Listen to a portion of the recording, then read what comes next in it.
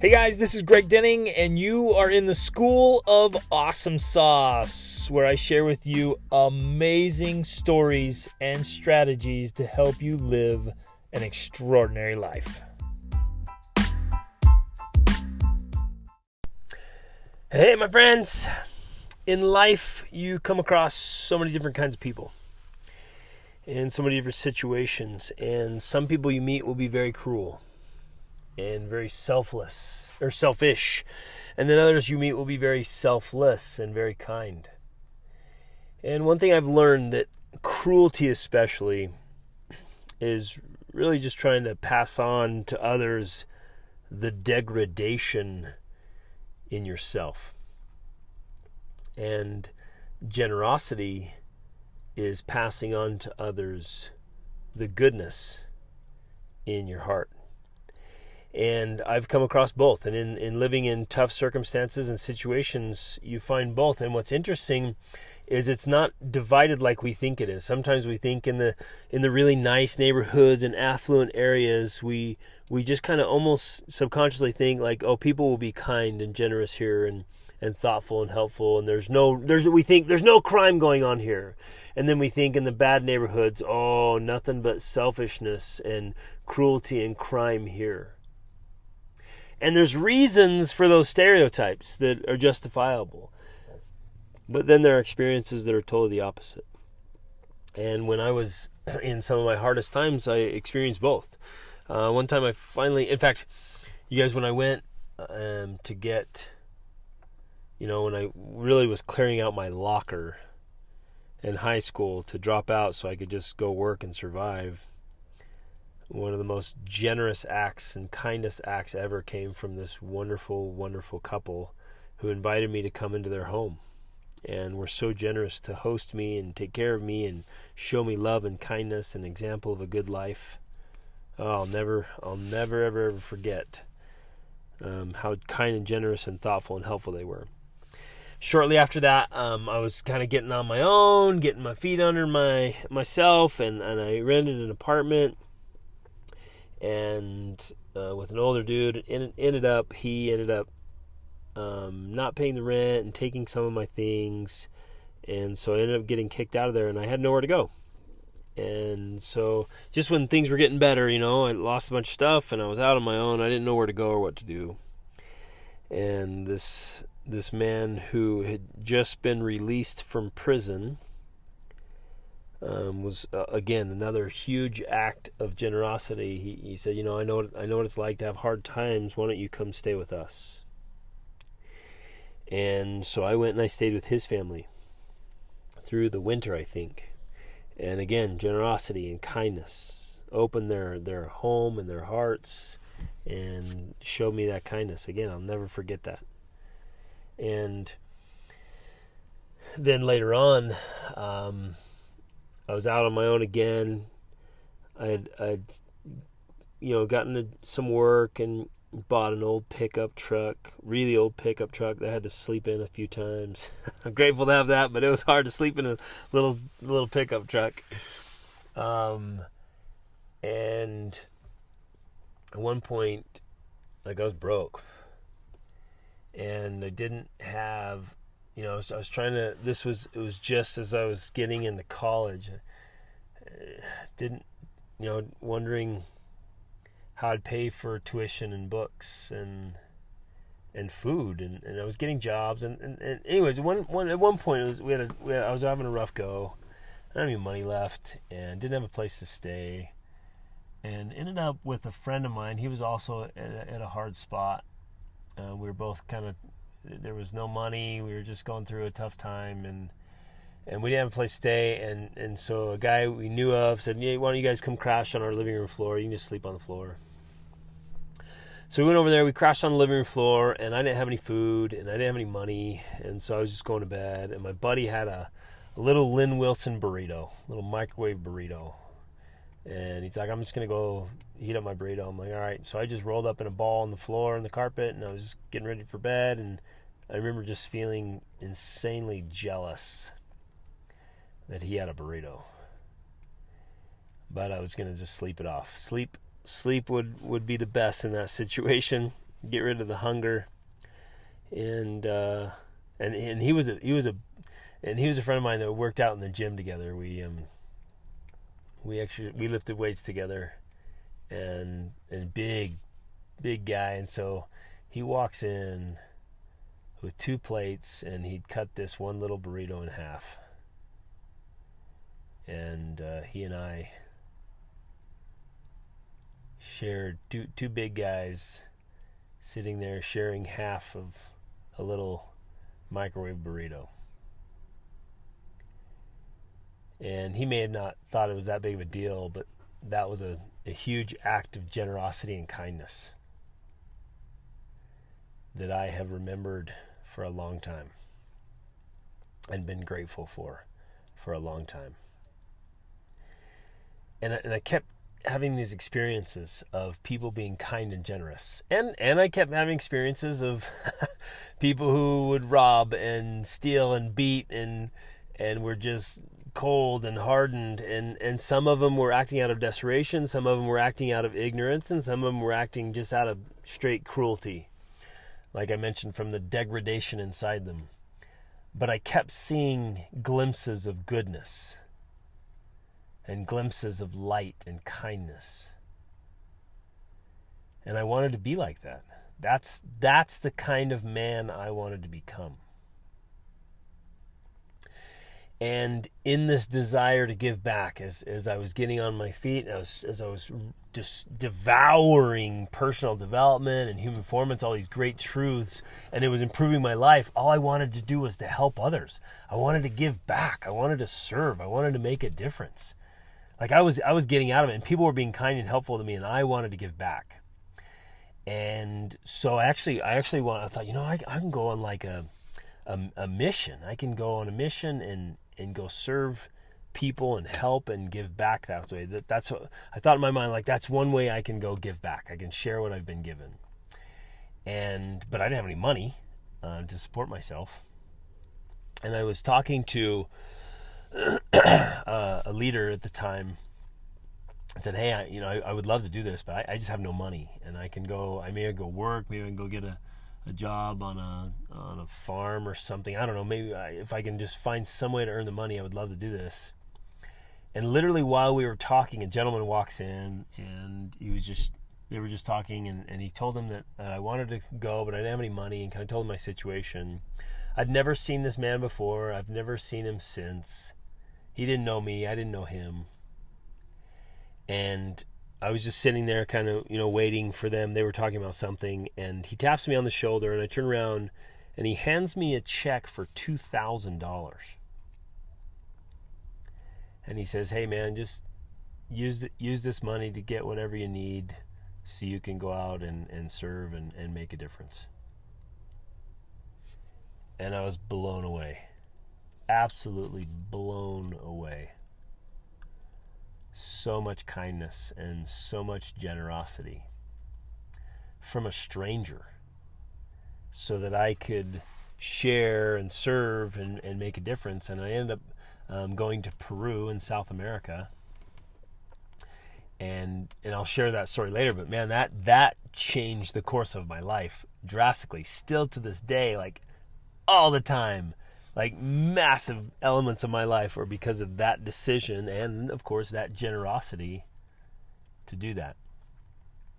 And so I want to share a message today again, man, and because I was given so much, because people were generous to me, because they were kind and helpful and like literally changed the course of my life. I want to live like that. I want to be that kind of person. I want to have that kind of generosity. And like that's the way I want to do life. And as we've gone out into the world, and that's what's made us really, my wife and I and our family, super passionate about philanthropy and humanitarian efforts. And just trying to give back. To be totally honest, that's the reason I do the podcast. That's the reason why we have our coaching programs. That's why I create courses and trainings, and why I'm doing webinars and classes and teaching and speaking and all these things. It's like I just want to give back. I want to share. I want to share these truths that have totally transformed my life and brought me to so much happiness and joy, and helped Rachel and I literally build an extraordinary marriage. Not a good marriage, not even a great marriage, an extraordinary marriage with a great family life and 7 awesome kids, and like the chance to live our dream life, which for us is traveling all around the world and creating these epic experiences with our children. Like, all of that's possible because of these truths and these lessons we've learned and experienced ourselves. And I just want to give back. Like, I want to share that with others. It's like, it's brought so much happiness and joy. I'm like, please take this. Please apply it. Please do this. And it's working. Like, I get messages almost every day now from people we're coaching or helping in the School of Awesome Sauce program. And now we have a Freedom Income Mastermind that we're running, and that are taking our courses. And they're just like, this is amazing. This is powerful. This is just what I needed. It's helping me make the change in my beliefs and my mindset. It's helping me make transformations in my marriage and my interactions with other people, with my children, in my finances, in my life. I'm getting courage and boldness. I feel alive again. I just felt like I was just existing, that I was living in the rat race and had given up hope and life, and I was just enduring. But now I feel like I'm living again. Oh man, I love this stuff. And this is why I do it. That's literally why I do it. And what's interesting is, even in my own experiences where I thought, okay, it was interesting. You go through these levels of learning where you think, okay, now I'm being generous and I'm living well. And there was this time we were living in the Dominican Republic, and we were on this beach.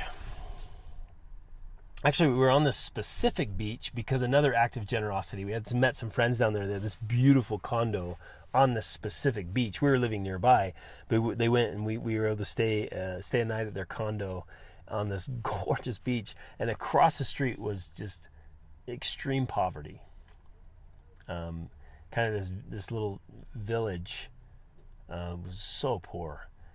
And we wanted to give back, but we were tight. I mean, money was crazy tight at this time. We had just taken a risk and gone for it, and we were just hanging on. And so I didn't feel like we didn't feel like we could afford to be generous. But I wanted to be generous, and so we were sitting there, literally sitting on the beach, asking like, what can we do for these people? How can we make a difference? And this young boy he was 13 or 14 time, he's a little midget, kind of hobbles down in his underwear. He was kind of playing in the water in his underwear, and he hobbles down and says, hey, do you have any, in Spanish, he says, do you have any books for me? I really want to learn English. And we were just like, ding, there's the answer. Let's do this thing. And so we made some phone calls. Our friends came down with like 4 suitcases. They were 75 pounds each, full of awesome books that people had bought, really good quality Spanish books, and a few Spanish books to teach English. And I went over and talked to the teacher at the local school, and I said, hey, tell me about your school system. Tell me what's going on here. And she said, well, all I have is this blackboard, this chalkboard. All I have is a chalkboard. I was like, well, no, what about like manuals and workbooks and like books you read to the kids? She's like, no, I don't have anything. The only resource I have is my chalkboard. And I'm like, well, what would you like some books, like storybooks that you could read to the kids? And she teared up and she's like, I would do anything. I would give anything to have even one storybook to read to the children. Man, we are going to take care of that. So made those phone calls. Friends came down with all these books, got people to donate, and we built this little library. We took some books up to an orphanage. I'll have to tell you another stories later on. It was so powerful. But we bring back the books, we get the villagers together and the students, and we build this little library for them, and it was awesome. We painted it and put all the books in there, and the villagers all came around. They were so stoked. The parents were asking if they could come read books too, and it was so amazing. And we set aside a few books for Chayan and his family. And his little sister literally had a peg leg, like you see in the pirate movies, a little peg leg. She was missing one of her legs. And so we went into the village, walked through the villages, into their little houses, and saw the living conditions, and they were rough. It was really sad. And we set aside just a few books for his family. And so we didn't have enough books. We'd put the books in the school and in the orphanages. We didn't have books for the rest of the village. And so it was just, we brought a few books just for their family, because he had asked, he wanted those books. And so I was kind of being a little bit, private about it. And so I handed the books to his mom, and I said, here, we brought some books. We wanted some special books just for you and your family. And as soon as I hand them to her, she starts calling to her neighbors. Come here, everybody, come over here. And I'm like, no, we don't have more books for people. This is all we have. It's just for you. And she takes those books and she hands them out to her neighbors. And literally immediately shares the gift that I just gave to her. And I was so blown away and so impressed. I'm like, "What? Please tell me, why did you do that?" And she said, "Today's my special day. And I'm going to share it. Because when good things come along, I'm going to share it with my friends and my community, because I know when I'm having hard times and they have good days and good times, they'll share with me." And that day, when I thought I was being generous with the books, and simultaneously when I thought, things were too tight financially for us to be more generous, I was taught, humbled and taught about real generosity and real kindness and real concern and care for the people around you. And it was a beautiful thing, and a story that I will cherish and remember for a long time, about how to be truly generous and thoughtful. And I realized how much we can give, and how much we can do, and how much of a difference we can make if we really open up our hearts and our minds and our wallets. And if we have empty wallets, there's other things we can give and do. And if we'll do that, man, give and seek to become that kind of person. That's who I want to be. I want to be an unfailingly kind, superb human being. That's how I want to live my life. And remove any selfishness from my heart, any degradation from my character or myself, and become that kind of person. So it's possible for all of us. Awesome's always an option. Reach upward.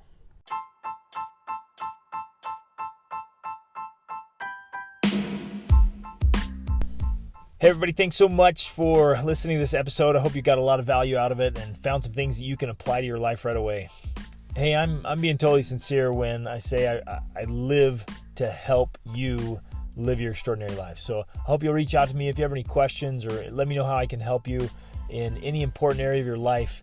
And in fact, this podcast is brought to you by the School of Awesome Sauce monthly coaching program.